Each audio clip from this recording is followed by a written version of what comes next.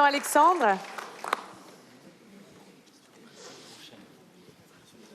Monsieur le Président de la République, Mesdames, Messieurs les membres du gouvernement, Messieurs et Mesdames les parlementaires, chers élus maires, chers élus des départements et des régions. Il me revient donc au nom de la Guyane, de la région Guyane, de la collectivité territoriale, quand je parle de région, c'est le territoire de la Guyane, de prononcer quelques mots. Tout d'abord, Monsieur le Président, je dois vous dire que je rentre demain dans mon pays avec deux bonnes nouvelles. La première, c'est que le tribunal de Cergy-Pontoise vient de donner raison à l'État et à la collectivité territoriale qui a accompagné Monsieur le Préfet ici présent dans l'arrêté de continuation des forages pétroliers. À mes amis de l'Outre-mer, la question est essentielle que nous, les Guyanais, nous puissions poursuivre les recherches potentielles de notre territoire. Aujourd'hui, on annonce au Guyana, à moins de 2 heures de vol, 400 à 600 000 barils jour. Du côté de Macapa, on annonce le milliard en termes de barils. Laissons une société française qui respecte les lois françaises et européennes poursuivre le forage. Parce que si on fait un calcul de ce qui est découvert déjà au Guyana, c'est 8 ans d'indépendance de la France en matière pétrolifère. Et donc, aucun Guyanais comme aucun Français ne va brader son territoire au détriment des clauses environnementales. Donc c'est la première nouvelle. La deuxième nouvelle, Monsieur le Président, c'est que le Premier ministre a donc confié à Monsieur Brunetière, ici présent, le courrier qui me permet de dire aux Guyanais, suite à votre engagement, que vous poursuivez dans le cadre du plan d'urgence, du pacte qui a été signé des accords de Guyane, le débat démocratique d'une transformation ou d'une évolution institutionnelle ou statutaire. Ma majorité, elle, s'est prononcée davantage sur la réforme institutionnelle, comme vous l'avez entamé d'ailleurs avec l'Alsace, avec la Bretagne, avec la Corse, parce que nous pensons qu'aujourd'hui, la fusion entre les collectivités, le département et la région est un exemple, un outil à accompagner le territoire demain vers sa pensée future. La troisième, Monsieur le Président, je vais peut-être surprendre mes collègues, mais j'appartiens à ces élus de vérité et ceux qui disent ce qu'ils pensent réellement pour l'intérêt de leur pays. D'abord, je dois dire que votre engagement a été parfaitement tenu pour la Guyane. Mes collègues de la Guadeloupe me disaient « Mais comment as-tu réalisé le RSA ?» Madame la ministre de l'Outre-mer est là. Eh bien, le RSA, c'était pour nous 152 millions sur des crédits d'État affectés à 102 millions. C'est 2 ans de bataille, 2 ans de pertinence et tous vos hauts fonctionnaires ont compris l'intérêt et vous avez tenu parole suite aux accords de Guyane. Aujourd'hui, le RSA n'existe plus sur le budget de la collectivité territoriale. Le RSA, en respectant les personnes en précarité, c'était véritablement asphyxier le budget de la collectivité, 162 millions, dont 30% indus et surtout une augmentation de 12 millions par an et le reste à charge sextuplait, c'est-à-dire la part financière de la collectivité des Guyanes et de leurs impôts sextuplait. Donc nous vous remercions, Monsieur le Président, et dommage que le Conseil constitutionnel n'a pas suivi votre engagement, en plus sur la question écrite d'un élu guyanais. La deuxième, c'est l'octroi de mer. Vous avez également tenu votre engagement avec Madame la ministre. Nous avons pu aujourd'hui obtenir ces 27 millions et j'espère pérenniser cela pour que la collectivité puisse socler son architecture sur le territoire. Alors, ma question, elle est simple, Monsieur le Président. Ma question est à 3 niveaux. La première, demandez à vos services, notamment aux services d'État que je connais, avec qui nous discutons, tous vos conseillers, Monsieur Stanislas, allons à la simplification. Allons à la simplification. Vous avez laissé un plan qu'on appelle le plan qui porte votre nom sur le numérique. Tous nos dossiers sont maintenant prêts. Nous allons bientôt fibrer la commune de Saint-Laurent. Madame le maire est là. Ça veut dire que le haut débit va exister à 250 km de la capitale de Cayenne. Par contre, nous devons lancer un plan satellitaire qui porte votre nom.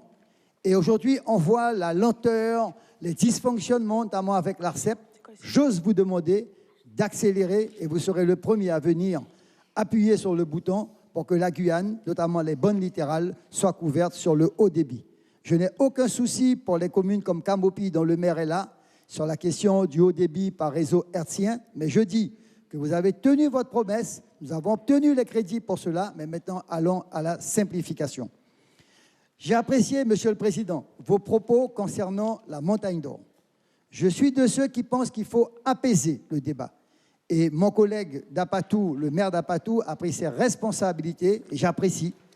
Il faut qu'on désacralise la question des peuples autochtones. Je suis un des rares créoles guyanais à avoir établi la réconciliation et la conciliation avec les Amérindiens. Mais la question de la filière aurifère n'est pas une question amérindienne. Elle est guyanaise, elle est française. Et il appartient à chacun, dans un débat démocratique que nous souhaitons que vous relancez, pour que chacun assume ses responsabilités. La Guyane se meurt. La précarité est maintenant à 65%, mon ami, de l'île de la Réunion. Et aujourd'hui, après la première locomotive qui est la base spatiale, nous devons avoir une deuxième qui est la filière aurifère et la filière pétrolière. Donc j'ai apprécié vos débats. Ne nous précipitons pas. Discutons avec le milieu écologiste, car je suppose que vous et moi, personne ne va accepter de polluer une forêt, de détruire une forêt. Mais il faut qu'on ait véritablement aujourd'hui l'industrie aurifère sur le territoire. En tout cas, un débat sur la filière aurifère. La dernière question, Monsieur le Président, c'est la question du post-2020 qui nous touche sur les fonds européens. Madame la ministre connaît le débat. Nous avons, avec mon ami Virapoulet et bien d'autres, puisque la Guyane avait la présidence des RUP il n'y a pas très longtemps, il faut que nous retournions, parce que je crains, excusez-moi le terme, que la parole de M. Juncker ne soit pas tenue. Je crains qu'avec le Brexit, avec les problèmes de populisme, avec les problèmes aujourd'hui d'islamisation, je crains que l'outre-mer, les 9 RUP, subissent les conséquences. Et nos crédits sont menacés, notamment sur le plan de cohésion.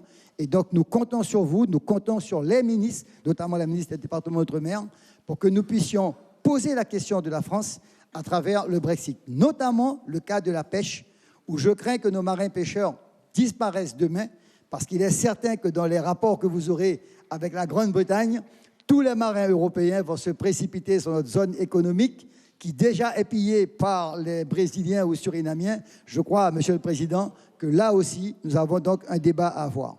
Et enfin, la dernière, c'est une question qui est récurrente. Je ne serai pas plus long. Récurrente. Le prix des billets d'avion. Il est accessible pour nous parce que c'est la collectivité qui paye, fort souvent. Mais aujourd'hui, le petit peuple, les gens qui veulent justement la continuité territoriale, je n'ai pas les moyens de mon collègue de l'île de la Réunion, mais aujourd'hui, les prix des billets sont vraiment excessifs.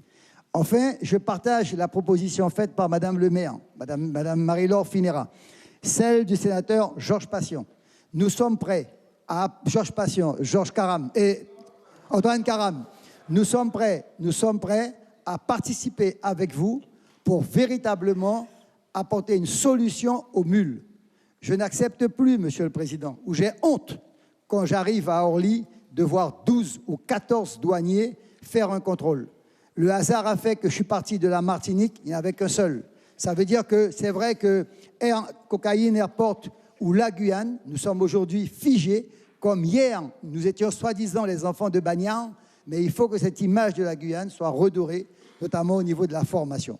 Enfin, eh bien, je nous souhaite, Monsieur le Président, je nous souhaite que vous continuiez, Monsieur le Président, à vous battre. Parce que certains parlent des gilets jaunes. Moi, j'ai connu avec mes collègues en Guyane ce qu'on appelait les 500 frères, qui n'étaient pas plus méchants que d'autres.